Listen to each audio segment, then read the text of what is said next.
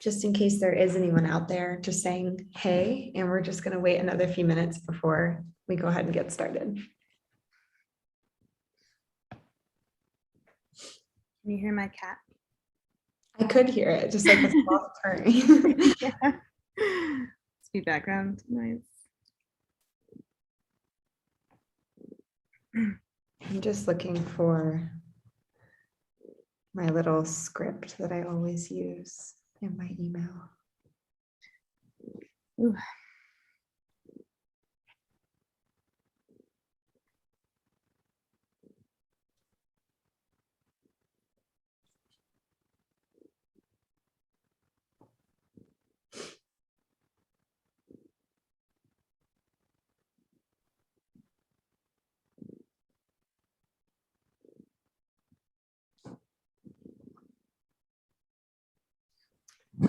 Just saying hey again to anybody who's just jumping onto the live stream. We're going to wait about 2 more minutes to get started.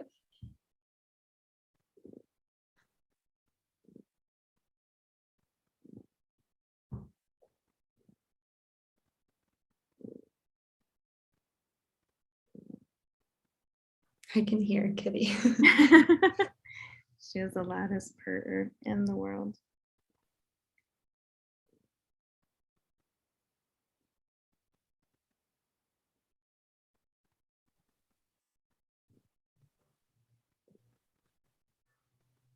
And there's the 6 o'clock bells and Taos for you. You can do that. I wish.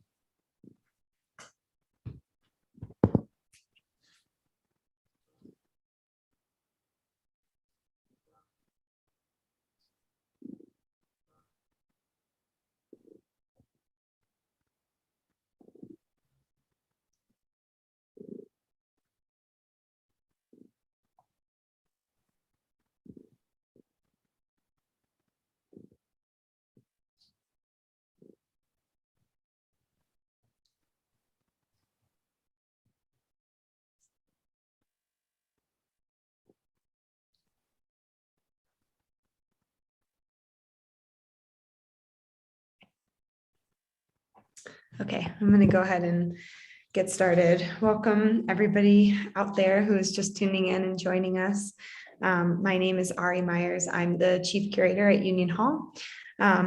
Brief intro on Union Hall for those of you who haven't been over yet. We are a nonprofit arts exhibition space, and we are also the site where Cherish has a lovely solo show called Voices of the Desert up right now.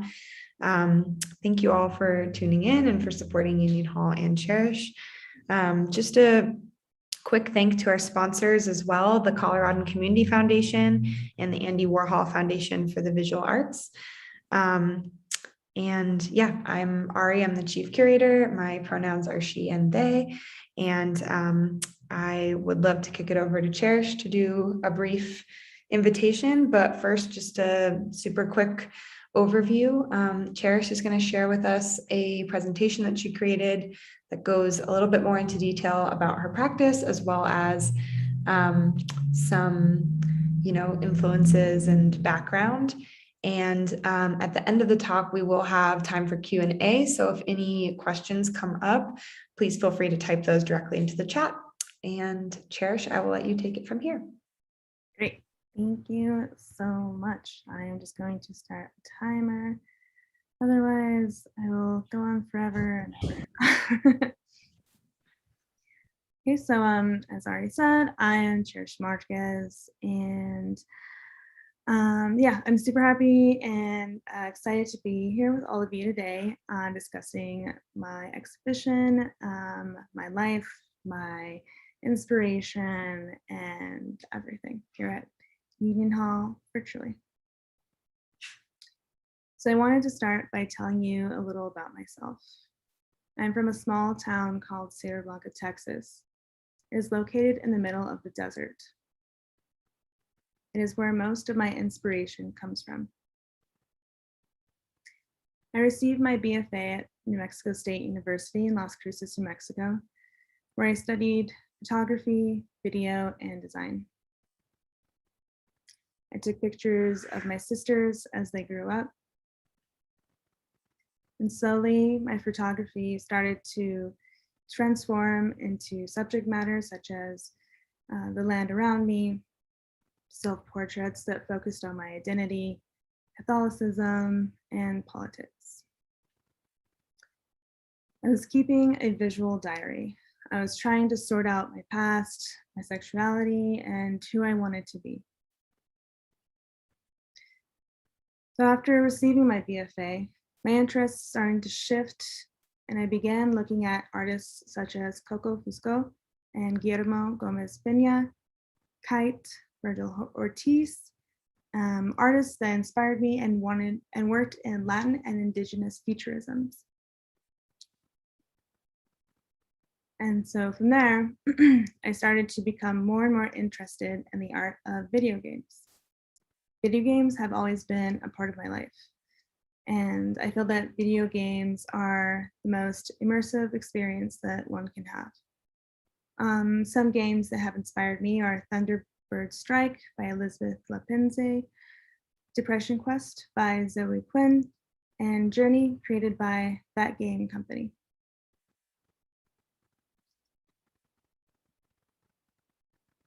And so this led me to pursue digital media at University of Denver and their Emergent Digital Practices program, where I received my MFA.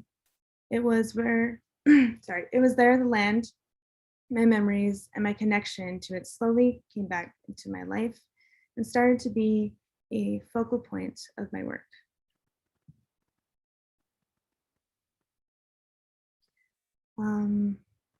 So this is my first game. It is called What Would Have Been. It is a metaphorical, experimental mind map of how my mental illness affects me. So basically I take the viewers into 4 stages of my mental health. And I made a soundtrack to accompany the game, and that also guided the audience through the levels.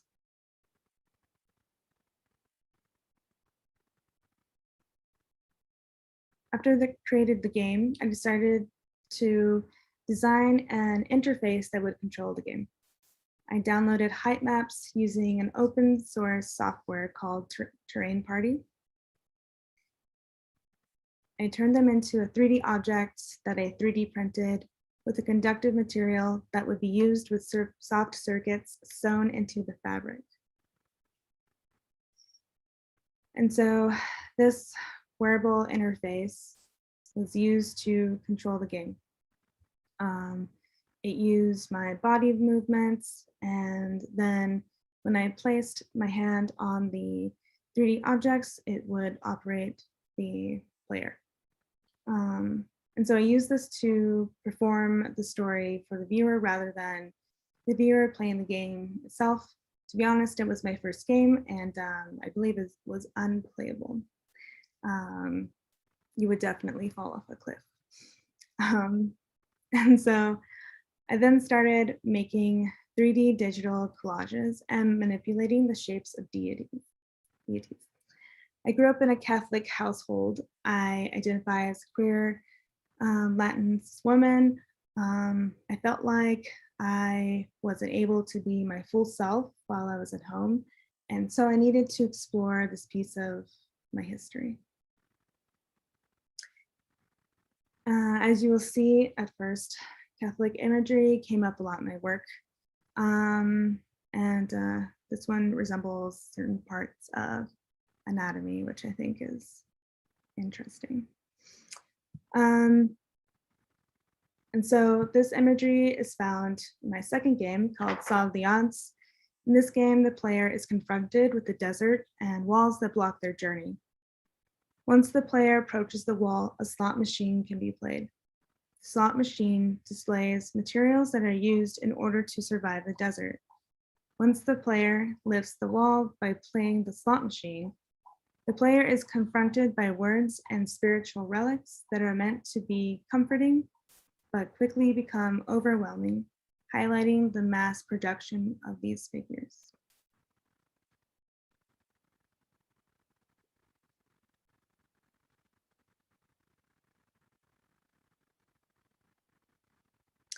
So unlike my first game, this game is meant to be played by others. And so as I continued, I started to reject the westernized approach to religion and look towards cultural practices that I witnessed my grandma use in order to heal us, called curanderismo. And that can be defined as a set of traditional beliefs, rituals, and practices that address the physical, spiritual, psychological, and social needs of the people who use it. And so my third game between both was inspired by this. I started to look at my relationship with the land in a metaphysical way. The player moves through the levels in order to connect with the land again using meditation. The game facilitates the digital world and the physical world through a ritualistic experience. And eventually, the player moves from physical space, theoretical space, and then a space of healing.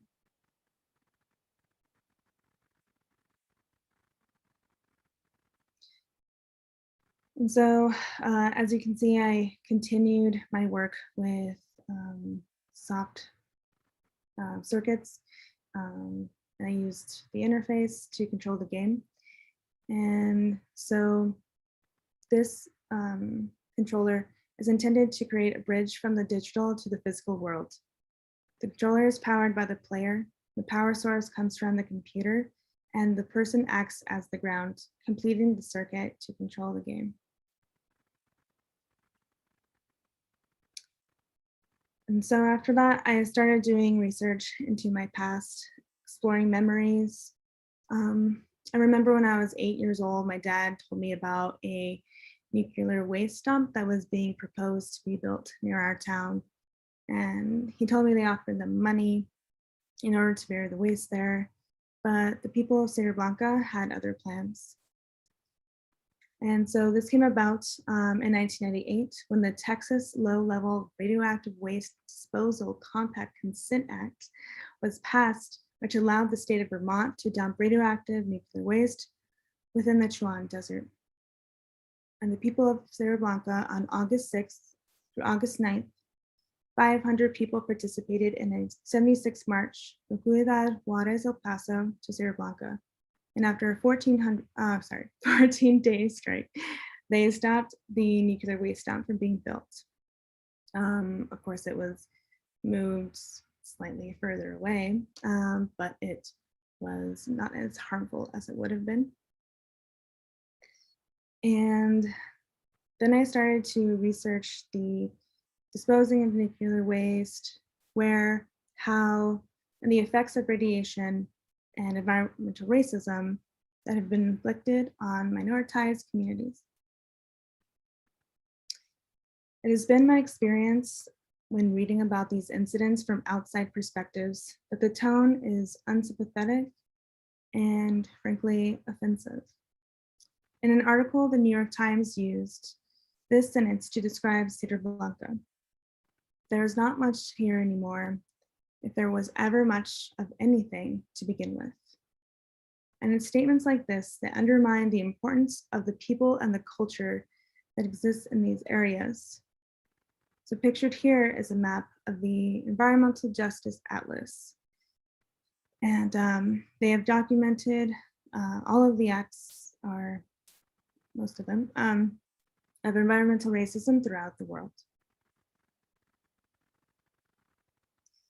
And so all of this research inspired the game Rio Verde, a game that is based in a speculative future. And so this work came out of the idea that we can use curanderismo in combination with technology which will allow us to invent new ways to cleanse the earth, the air, our bodies, and our minds. Throughout the game, the player is instructed to collect objects representing a collection of sacred items to eventually combine in the final ceremony at the end of the cleansing. And so each of these objects have been placed in the world with the intention that the area will be cleansed of radiation. The items must be collected to be purified at the end in order to continue the work of cleansing the land of contamination. There is an egg, medicinal plants, smoke, and a crystal, all materials that are used in ceremony. However, each object contains mechanical apparatuses that have been adapted in order to apply the science of reducing half-life and neutralizing nuclear decay. And following that work, I created a 2D game called Palo Verde. And so the character is protected by a hazmat suit and is given the responsibility to clean up the nuclear waste that has been left behind.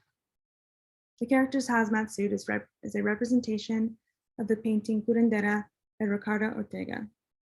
So much like in the real world, communities are left to take on the cleanup of waste. And the character is protected by a blue egg that gives them health and prevents radiation poisoning for a duration of time.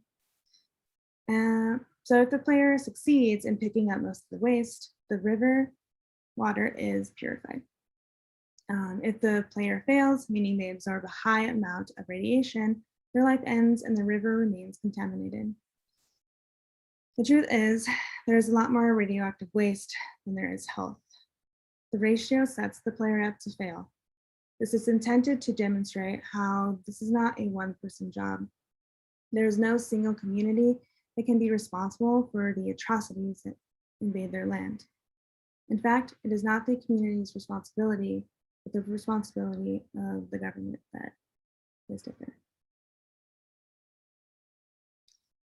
To explore this idea even further, I created two spaces that represent this theory. One space represents the now and the other represents the speculative future. I want to make sure that each space is accurate and the tools are true to actual traditions and ceremonies alongside my theoretical tools that would be used scientifically as a speculative future of healing the earth. The objects are placed in a traditional way in order to keep traditions alive while also adapting practices to coincide with the evolving world.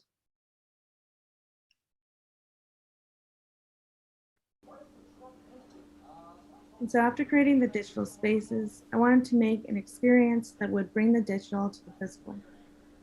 I created an app that scanned the physical object so that the digital object only existed when the camera is pointed at the physical object. In order to demonstrate the mysticism that exists within these objects and their relationship with the speculative futurism.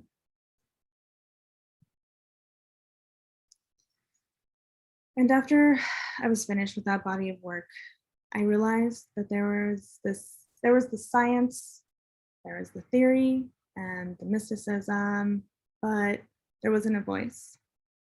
I wanted to expand the idea of the desert's consciousness and continue my previous work, but in a different way.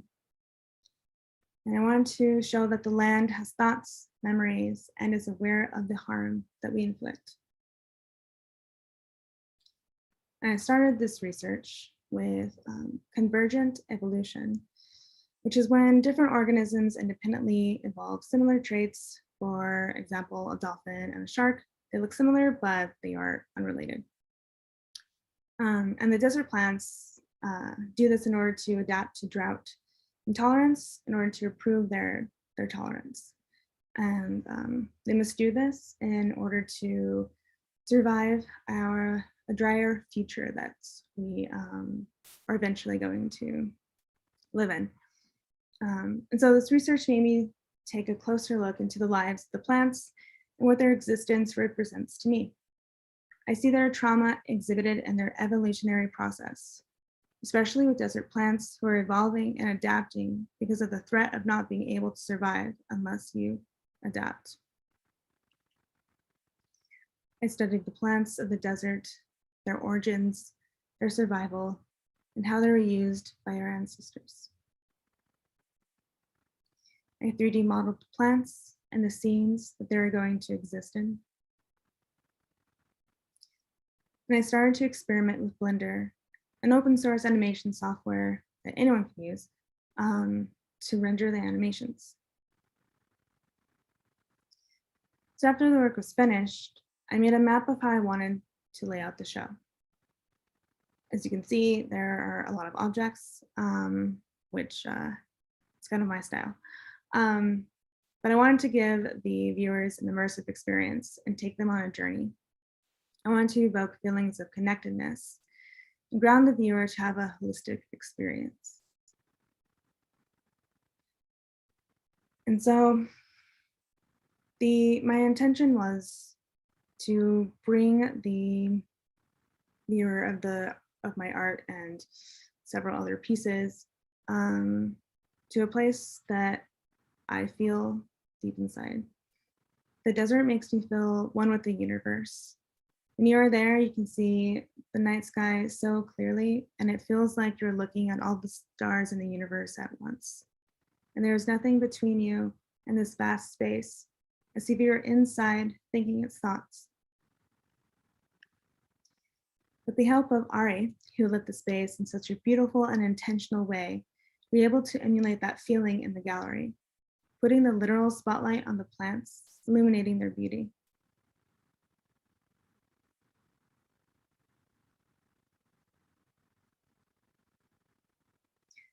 So when the viewer enters the space, they are confronted with a barrel with a QR code that resembles toxic waste signs.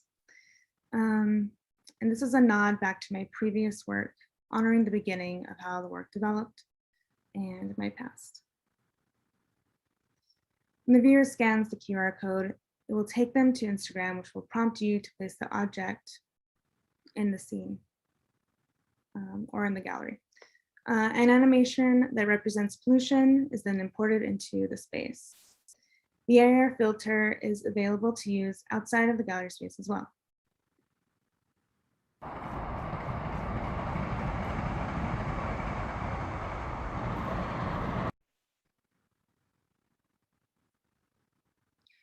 So then as you walk past the barrel, two of my animations are projected with the sound of the animation voices echoing throughout the gallery, adding another element to immerse the viewer. It is enclosed with a L wall so that the viewer can experience this with minor interruptions. And so the Devil's Claw seed pod became one of the focuses of my show subconsciously. I think it is the way that the Devil's Claw disperses its seeds and how they collaborate with other life, such as cows and ourselves. They use us and other animals to travel from one place to another in order to disperse their seeds. It is aware of itself and how it changes from a plant with pink flowers to a seed pod that seemingly actively grabs onto others with its unique shape, knowing its purpose even after it becomes a hollow shell. Now I'll play a little bit of the video I created for you.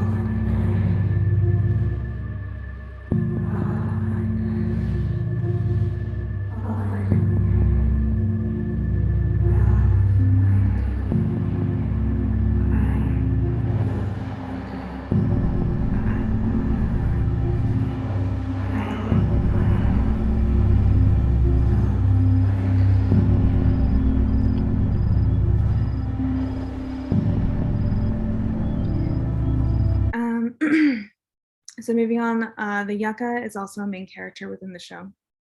I chose the yucca because it represented resilience. In the harsh terrain that is a desert, there's a life sustaining itself through evolution and determination in order to survive.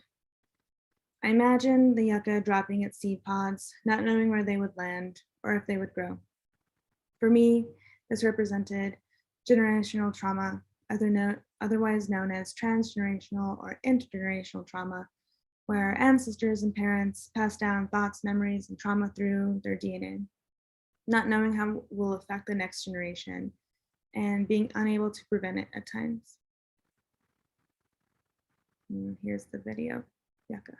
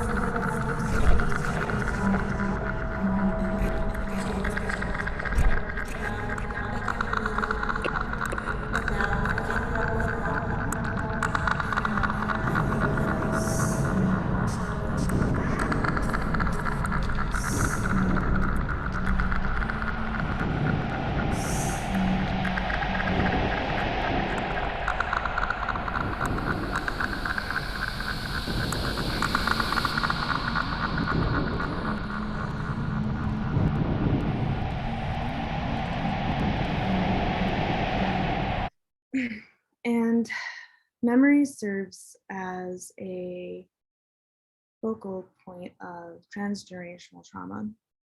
And I wanted to emulate that in some way. And so personal trauma also exists in that. From the book of Fragments of Trauma and the Social Production of Suffering, when trauma is cultural as well as personal, it becomes even more invisible as each generation's attempt at coping pushed the pain further below the surface. That pain then becomes increasingly ineffable, thereby haunting and succeeding generations. I imagine the desert having multiple personalities and that they are speaking from one source, demanding to be heard. Here's the video. I saw this glow. They looked at me as they dug into the earth.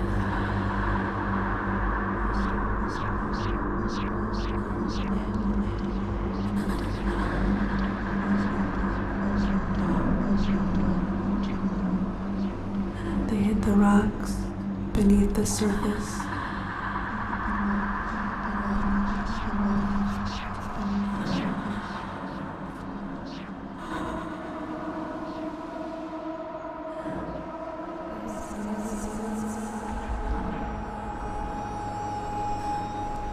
I could feel the ground move beneath me.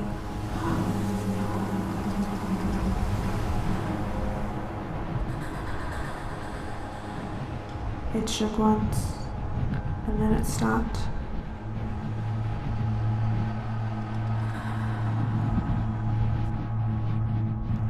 And there was nothing left.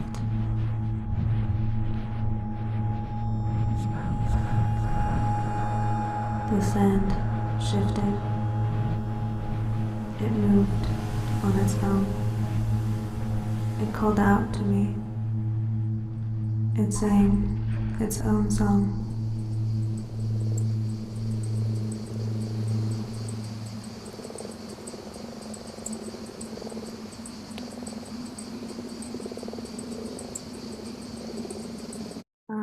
Along with my animations, I have 4 prints throughout the space. This print is called A Delicate Relationship. The devil's claw is made of glass and is nestled against the pink flower that it produces, further defining the relationship between the plant and the relationship of the seed as they exist as their own entity, but also with their own purpose, achieving the same goal and relying on each other to survive. And this piece demonstrates the shape of the yucca plant. The metal material and the mechanical nature of it alludes to technology and futurism within the desert. AR filters are found throughout the space. I took the models from my videos and placed them in front of the plants I found in the desert. I wanted to demonstrate the energy that exists inside of these plants. The things we cannot see, magic we feel, the protection they give us. Here's an image of a viewer using the app on their phone. They did this by scanning the QR code in the gallery guide. So here are examples of how the other 3 filters can be used. Last AR filter, the one on the very right, is made up of scanned desert plants that I found in Albuquerque, New Mexico. I used a 3D scanning app called Trino and turned them into a digital scene called Visions so that I can selfishly see the desert even in the city. And finally, we reached the game and is called I'm Here with Others. It's meant to be the final stop of the exhibition. It is the final stage in the healing process. The space offers a place of seclusion and it welcomes you to connect with the piece.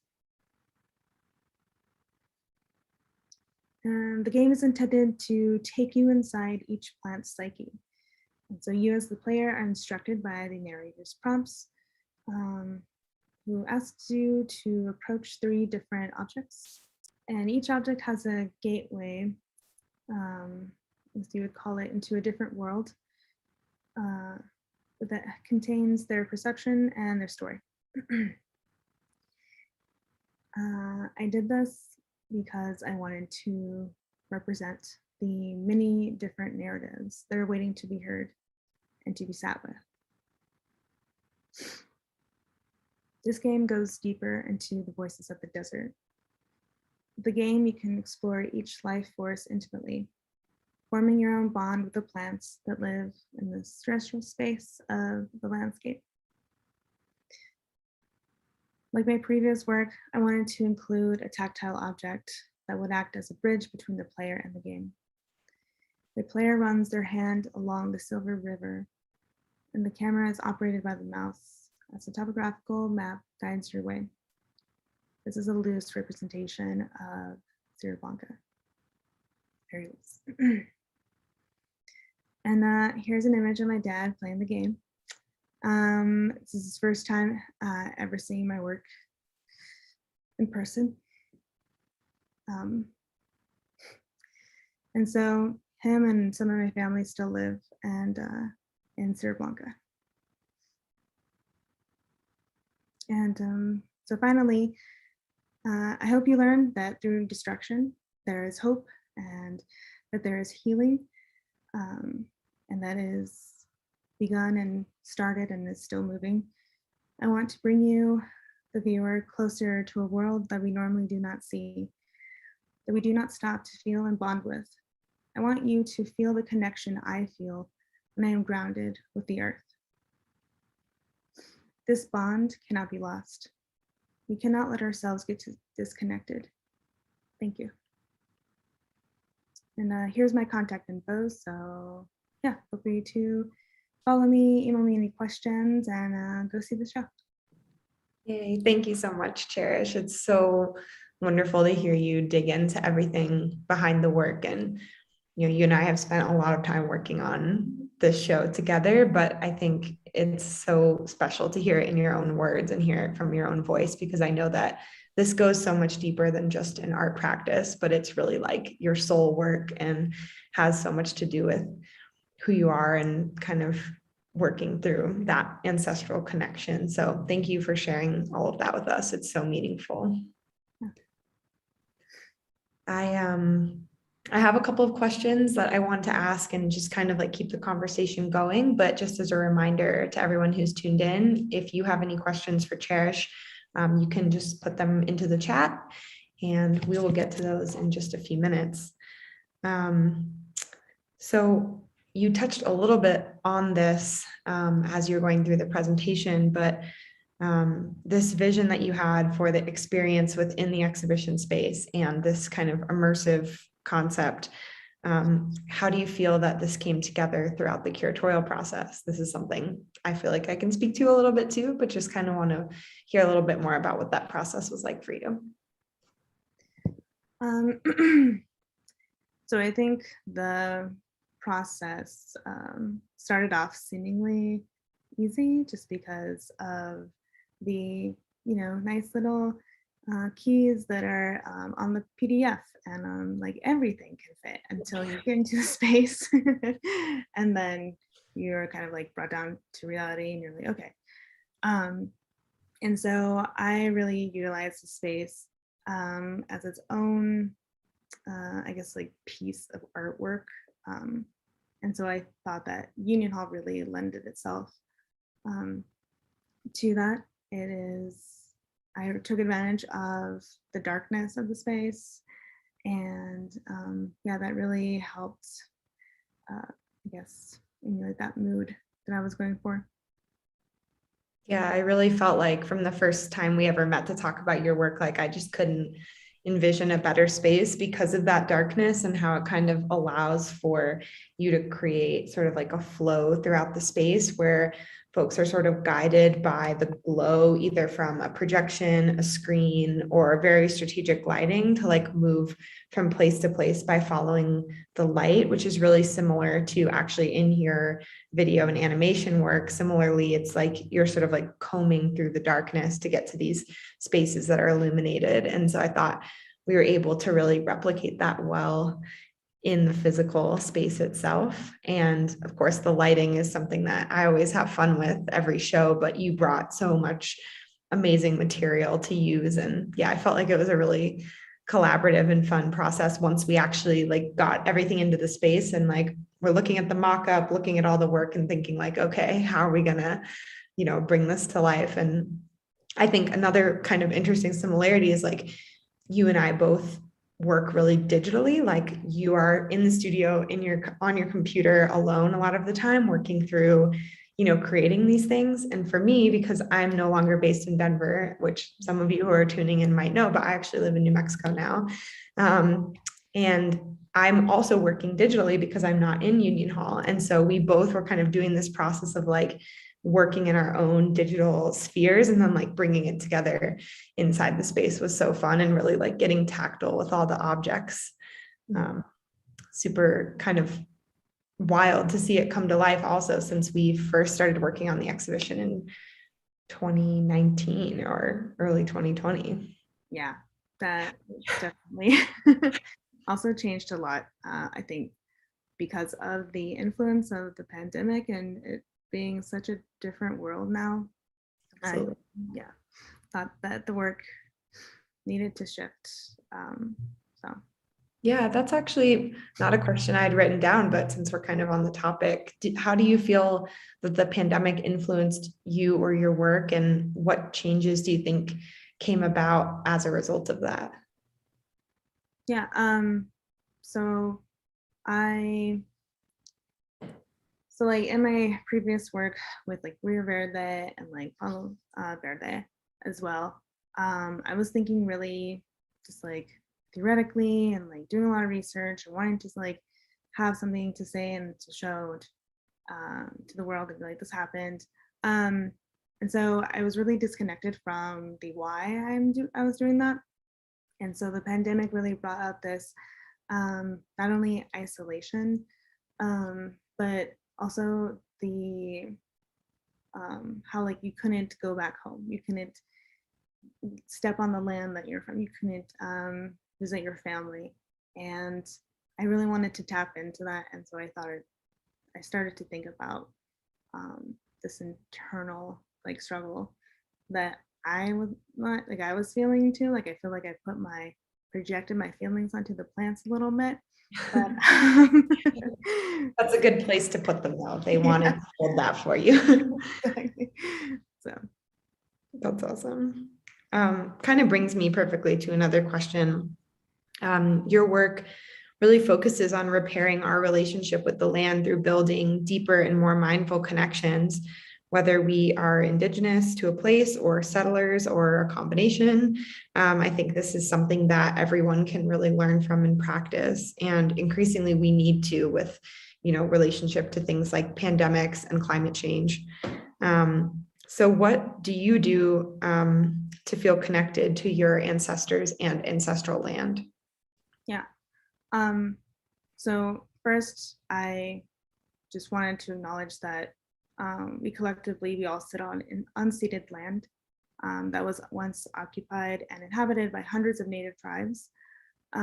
So I just wanted to also just bring that up just as acknowledgement for myself as well. Just because I'm, also I have there's this colonizing history that I think like most of us hold. And so yeah, acknowledging that is really important to me. And so what I like to do to ground myself into like practice what makes me feel whole again is before the pandemic, I participated in limpias, just like a spiritual cleansing. And that really was symbolic for me, and it is something that I just believe in. But here at home, I have an altar. I like cleanse my space. I have a bunch of plants around me that protect and remind me of home. Of course, there's like candles and stuff, but also it's just like the sense of the desert as well. And yeah, so it's very just like a personal kind of thing. But I think we all kind of have these practices that make us feel comfortable at home when we're not, there from our home, if that makes sense. I think your relationship with the land like really goes with you wherever you are. And I think you're a great example of that because you're someone who really advocates for like care for both like the land that you're on and sort of the ancestral peoples and territories that are there, but also, this deep connection you have to your home. And it's something I really admire. So thanks for sharing that. So I guess another good question is, beyond sort of like your personal relationship with the land and how you practice that at home, what is your studio practice like? What conditions help you to work best? And how do you sort of integrate these practices into the studio with you? Yeah, so at first, when I came into my studio, I was not used to having a space other than having a desktop computer in front of me. So I really just like lived in this like box. But since then, it's been a year since I've had a studio. I began to spread out. I began to collect the plants, collect fabric and other objects, and like really get into other mediums as well, like casting and I guess like it's called making molds of the desert plants, or trying to sewing, some drawing, but I think like right now it's kind of too spread out, but I operate in like chaos, and so having objects around me really helps me feel comforted. And I think my wife would attest to this because I leave things everywhere, so that's how I work. But I always like your Instagram series of things that I leave around that makes Jasmine mad. I have an artist partner as well, and that is also something that I deal with. So I really relate to that. And I think it's clear that like you create through your work, like a psychic space as well as a physical space. So it's cool to hear that you kind of bring that in the studio. Gosh, I have a couple more questions, but I just want to remind everybody that there is still a few more minutes to add questions into the chat. Let's see. This is like also something I didn't write down in the questions, but I read this quote today because I don't know who's listening, but you might be aware that Bell Hooks, who was a feminist writer and an amazing person on this planet, passed yesterday. Rest in power to Bell Hooks. But I read this quote yesterday, and you were like one of the first people that I thought of when I read it, especially like on the topic of queer futurism. So I'm just going to read. Queer not as being about who you're having sex with, that can be a dimension of it, but queer as being about the self that is at odds with everything around it and has to invent and create and find a place to speak and to thrive and to live. And I feel like for you, queerness and queer futurism is like a much bigger project than just, you know, who you're partnered with. And that obviously is a huge dimension of it, but how do you see your queerness and queer futurism as sort of this dimension of your practice? You talked a little bit about it, but I would love to hear more about that. Yeah. So I've been thinking about this a lot, I think, because like people often ask me like, how do you have, you know, incorporate your identity within it? And it's not super literal for me. I think because I was silent for so long, I use my own voice in my animations just to like have them heard and not only tell like their story, but like my story is in there as well. And yeah, so that's an example of how I integrate that. And you mentioned this also, but you're a resident at Redline in Denver, and you have another little over a year, right, in your studio there. So I was wondering, sort of like, now that your solo show at Union Hall is up and all of the things you've been collecting are in the gallery, what have you been working on in the studio, and what are you excited about going forward with your time at Redline? So I am doing some sort of like making some animations for Denver nightlights. And I've been, you know, very loose, kind of, I don't know. I haven't been in my studio I took a break for like 2 weeks, and then That's really healthy and really good. And I'm glad to hear that. Exactly. So I'm like 2 weeks break. I came back, I cleaned everything up. I started to sketch. I'm trying to adopt more like better habits of creating. A lot of this work was not sketched out. I just made things and then put them together and like whatever felt right to me. So yeah, I'm trying to have a different approach. And yeah, and so yeah, right now I'm just in the digital space still, hoping to get into the physical space at some point and work on more like hard circuits as well as soft circuits and building things with wood and like having sculptural objects. And so that's why I've been collecting wood and stuff. That's awesome. I'm so excited to see what comes from you next. Do you find that it always starts in the digital space for you, or do you sometimes build a physical object or like collect something that you then want to work with first? How does that usually happen? I think it totally always starts in the digital space for me. And then because like I don't want personally to be trapped in this like digital world, just because I feel like if I do for too long, I just like get this disconnection from like everybody and like the world. So when I have something, I'm like, okay, like how can I make this? How can I like also integrate this into a physical object that makes sense and is not just like TV? And yeah, so I want to make objects that accompany digital pieces rather than like, yeah, being I guess the opposite way. I don't know if that makes sense, but yeah. It totally does. And I think that it's really smart that you work that way, because one thing that I've noticed, just in my experience curating like shows that often have a mix of like digital and physical artworks, is like it is sort of challenging for certain audiences to know how to approach something that is purely digital. I think it's something that, though we live a lot of our lives, on these guys, it still is not like natural for every audience to go there and sort of understand. So I love that you sort of always offer this like portal into like something that you can touch or that you can manipulate, or objects from the natural world become like part of the sculpture.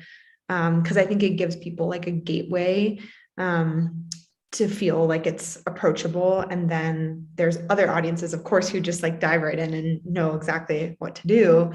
So then you're also like pulling them back out into this like physical embodied space too. Yeah, totally my goal. So Yeah. translates over. It looks like we don't have any questions in the chat yet, but I do have one more for you kind of on that thread. What are your thoughts on the future of new media, game-based or interactive artworks?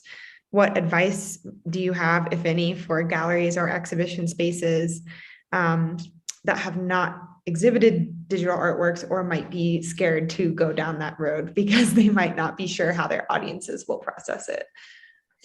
Yeah, so that's a good question, and something that I have personally like struggled with, like just showing in other galleries. They're like, oh well, this is not a 2D like hang up on a wall piece of art unless it's like a TV.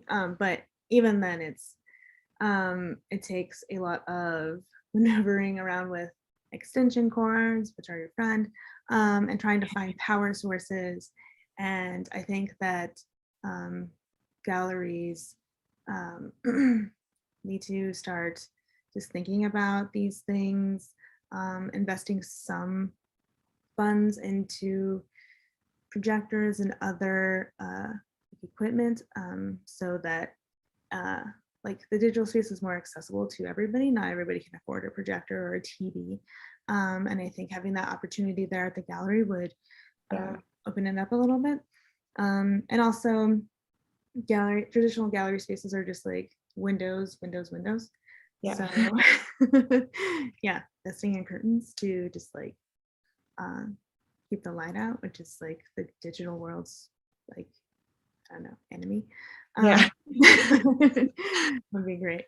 And I think like being at Union Hall and working with you all, Emma and Jess, and it didn't take a lot for us to achieve what I wanted to.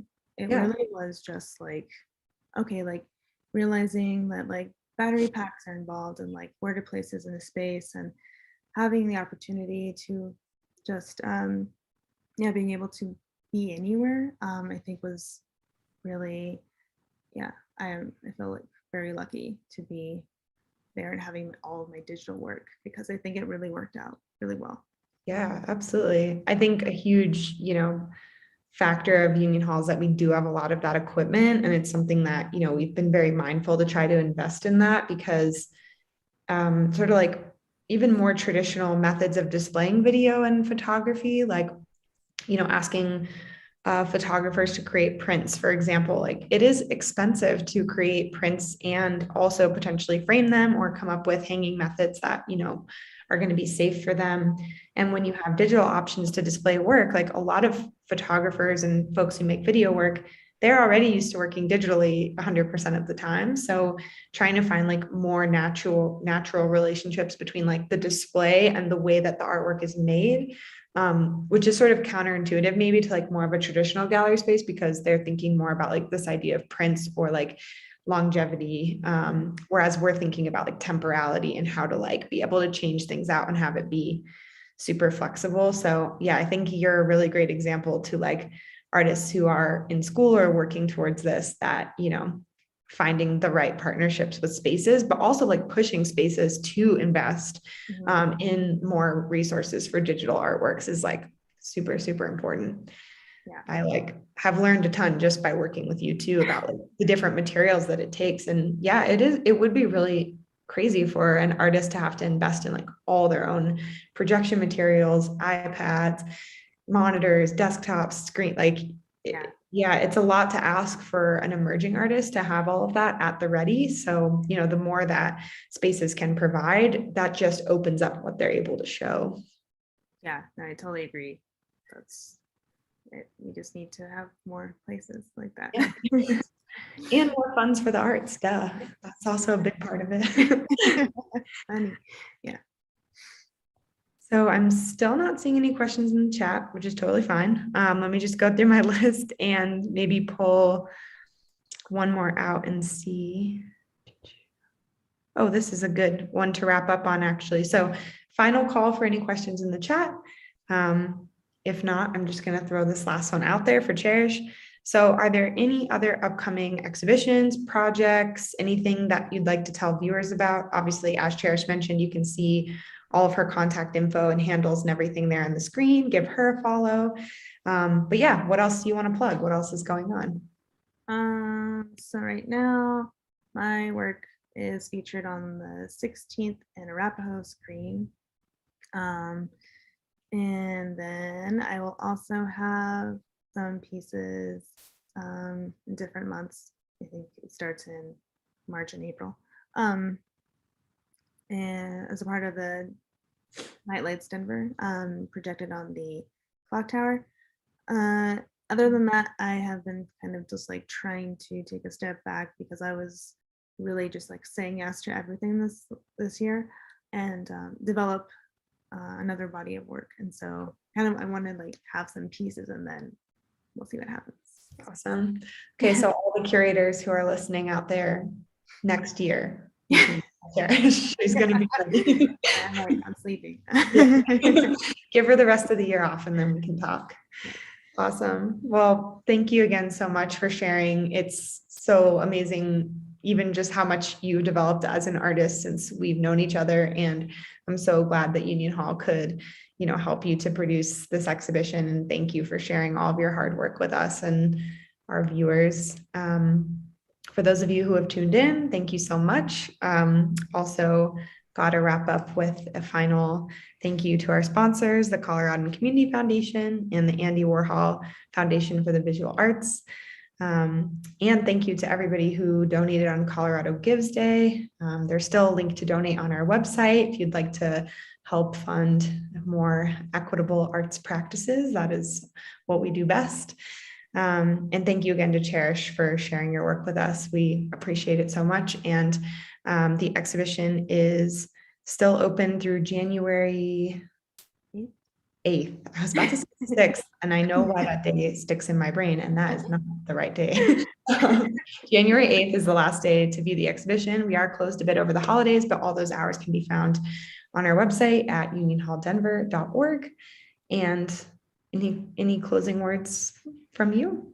I just want to say thank you to Union Hall, Ari, Emma, Jess.